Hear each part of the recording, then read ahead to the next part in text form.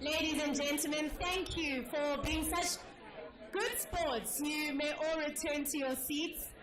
I do trust that you met someone new. I met Pascal. Pascal, where you at, Pascal? Right here. Hello, Pascal. I also met, is it Simpiwe Nene? Or Espiwe? Simpiwe? Where is he? Ah, no, it wasn't that one. There's another one. There he is at the back. You see, there's two Simpiwe Nenes. You never even knew. But I met him too. And Jacqueline, hey girl. Hi. I met Mr. Tlhaudi Motsoeneng for the first time today. So as a person who has been in television for 19 years, I mean, I've been doing this since I was a baby. It was an honor to meet people who are at the forefront of making decisions in our industry. So, did you meet someone new? You promised, guys.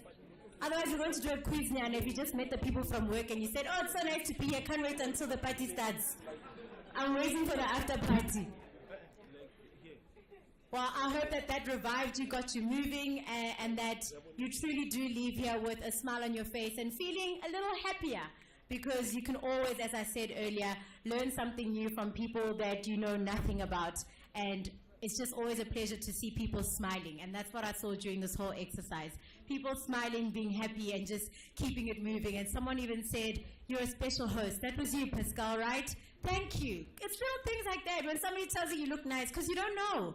A person could have been having the worst day, and just by you saying that one thing really, truly is a pick-me-upper. So I hope you enjoyed that as much as I did. But moving back to the formalities, we'd like to continue with some words from people who play, as I said, critical roles in this industry. And following on what Mr. Masombuka said, I'm going to ensure that I do not read what the program says, but instead what my piece of paper says. And welcoming the DDG of Professional Services from the Department of Public Works, Mr. Mfezeko Kwazube. Did I get that correct? Did I get that correct? AKA. I feel like I'm not at that level yet because we don't know each other like that, so I'll just keep it respectful and say, please welcome to the podium, Mr. Mfezeko.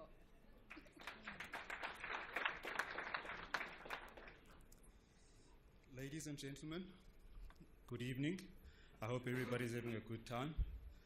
I bear the cross of having to represent the minister. I will never be the minister, but I'm representing him. He sends his apologies for not being able to have been able to come through. He would have loved to have come through.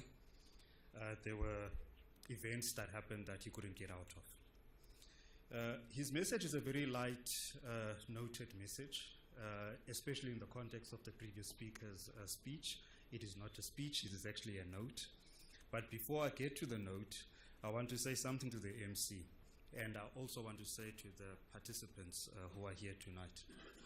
You know, when I shared with my parents when I was in Standard 9, when they still called it Standard 9, that I want to study construction management, I ended up being sent for psychometric tests and all of those types of things. Because, and no, let's not laugh, because in essence, it's all about social capital. What was the social capital of my parents? The social capital of my parents said, to be successful, you must go and study law and be a lawyer. Or you go and study teaching and you can teach, or you can be a doctor and do biology. When you say construction, what did they see? They saw the dirt, they saw the bricks, they saw the mortar. They did not see the business behind the mortar, behind the bricks, what makes it tick. Its contribution to society in terms of how it fashions our dreams, it fashions our aspirations, it addresses our economical requirements, and so forth and so forth. But it also says we were here. How do you know a civilization or a people ever walked on the earth? It's the evidence they leave behind of the built environment they've left behind. It is who they are. It is how they define themselves.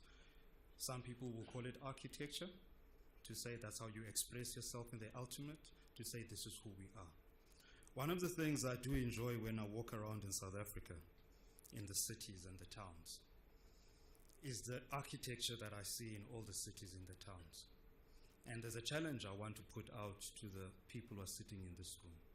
Because that architecture always says one simple thing. It says the French were here. It says the Dutch were here. etc., etc. But I'm still to see something to say, we were here. In a way to say, when I walk around in my space, as Frans Fanon says, you do not feel tension in your muscles, you feel home. We do not own our spatial spaces. We do not own the built environment in which we operate in. And I think for me, that's the challenge I want to pose to this industry, the construction industry. Let's start to fashion something that starts to be truly to be said, this is South Africa, when I walk around this country. And this does not mean we discard our heritage as we come from Heritage Month. We can't deny the fact that, yes, we have those people in this country who have origins as settlers, but now they're South Africans. That's who we are. We've got Africans who have different ways of expressing themselves in the built environment. That is who we are. But there is no equity in our built environment in expressing who we are and experiencing our spatial built environment. But the minister had a very lighted note that I will read verbatim. To the award winners, let me say this. Your hard work and creativity has paid off. You have been justifiably honored by your peers. Let me also say that by recognizing excellence in the work of these individuals and companies, we also raise the bar and we inspire others to emulate their example. That was his short message in recognition of saying this is about celebration and to say we are celebrating our excellence and let's be happy and let's wake up tomorrow and put our shoulders to the wheel. That was the message from the minister. Thank you. Mr. Mfezeko Gwazube, AKA. I'll leave it at that point. But thank you very much for the words that you shared from yourself and as well as the minister. I think you said something so poignant. Hey, big words, or poignant. But I did learn it there at high school. And the point that you made is about, as you look around the spaces that we're in, we can see that the Dutch were here, the French were here. But when will we start looking around and say we were here? And as a person who frolics in these spaces, I'm definitely going to start taking note to see if the construction industry is indeed taking up this challenge, where I as a young South African can walk around in my spaces and say, no tension here, just home. So thank you very much for those words that you shared with us. Speaking about tension, I know some people's stomachs, nyasafara, there's tension there.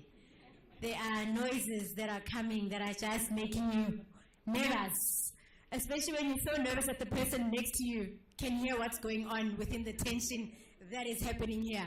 So I'm going to set your tension free. And to those of you that are wearing dresses that are a little tight, it's okay, just undo the zip a little bit. Be easy, guys. Be comfortable. Sisemnandini, we're here to celebrate. And we're going to start off with our first course for this evening because, of course, we are here at a gala dinner. McDonald's snacks. Full dinner. You're going to go home very happy. So our starters is ready to be served outside. If you go through that door, I think it will be easier to start off with the tables that are closest by the door. To please serve yourself some starters and then return to your table. And then we will continue with a few more speeches. And then after that, we'll get started with the reason we're all here tonight, to award and to celebrate excellence in project delivery in the construction industry. So with that said, bon appetit, enjoy your starters.